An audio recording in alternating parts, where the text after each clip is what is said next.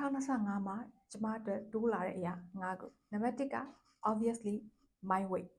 ကျမခန္ဓာကိုယ်အရန်ကို weight တွေတက်လာတယ်နံပါတ်2ကမျက်မှန် power ကြီးလည်းအရန်ကိုတိုးလာပါတယ်3ကကျတော့ knowledge and wisdom ပေါ့နော်အားလုံးသိတဲ့အတိုင်းပဲကျမကသိစိတ်မသိစိတ်ပေါ်မှာမူတည်ပြီးတော့ဘယ်လိုလူတွေဖြစ်သွားလဲကျမတို့အတွေးတွေကဘယ်လိုလဲကျမတို့ခံယူချက်တွေကဘယ်လိုလဲဆိုတဲ့အရာတွေကိုကျမ sharing လုပ်နေတဲ့လူတစ်ယောက်ဖြစ်တယ်ပြီးခဲ့တဲ့ညက The Corner ဆိုတဲ့ brother လုပ်တဲ့ဒီ The New Class ဆိုတဲ့ seminar ပေါ့နော်အဲ့ဒီမှာ content နော်ပတ်သက်ပြီးတော့ဘယ်လိုမျိုး client ရှာလို့ရလဲဆိုတဲ့ဟာမျိုးကိုပြောပြသွားတာဘယ်လိုလုပ်ရမလဲဆိုတာအထက်ကိုပေါ့နော်တကယ်တော့ကျမတို့ကသိတယ်ကွာတချို့ຢာဆိုရှင်ဒါပေမဲ့ဘယ်လိုမျိုးစပြီး client ကိုရှာမယ်ဘယ်လို initiate လုပ်ရမလဲဆိုတာပြီးတော့သူကိုယ်တိုင်ကဘယ်လိုလုပ်ခဲ့လဲဆိုတာမျိုးတွေပြောပြလိုက်တဲ့အချိန်မှာကျတော့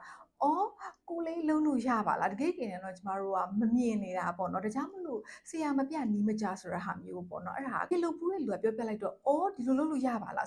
ပုံမှန်ဆိုလို့ရှိရင်ကျမတို့like တစ်နှစ်သင်ရမယ့်အရာတွေကို तू က3နိုင်လောက်နေပြောပြသွားတာဒါမှseminar လေးပဲရှိသေးတာပေါ့နော်နောက်ဗီဒီယိုတွေမှာကျမဘာလုပ်မလဲဆိုပြီးတော့ तू မေးထားတယ်ပေါ့နော်ဆိုတော့အဲ့နဲ့ပတ်သက်ပြီးကျမပြောချင်တာကမနေ့က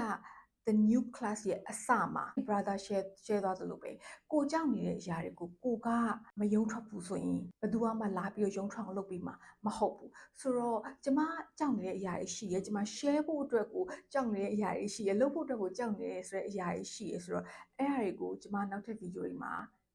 တေချာပေါက်လုပ်သွားမှာကျမတို့နောက်ထပ်တိုးလာတဲ့အရာတွေက memories တွေဒီနေ့ကခေတ်အများကြီးသွားရတယ်ဆိုတော့ yes experience တွေရောပြီးလို့ရှိရင်မျောလင့်ထားတာတွေမမျောလင့်ထားတာတွေရောတွေ့ကြုံနေအများကြီးပဲဆိုတော့ဒါ experience and memories တွေဒီနှစ်မှာအများဆုံးရတယ်ခုကကြတော့ community and friends ပေါ့နော်ကျမရင်တော့ဆိုလို့ရှိရင်ကိုယ့်ရဲ့ဒီ community ကို support လုပ်နေတဲ့ community လေးထဲမှာပဲရှိတာဒီနှစ်မှာကျတော့ဒီမျိုး TikTok ပေါ်မှာပါအရေးဆုံးပြီးတက်လာရဲဆိုတဲ့အခါကျတော့ TikTok မှာလည်း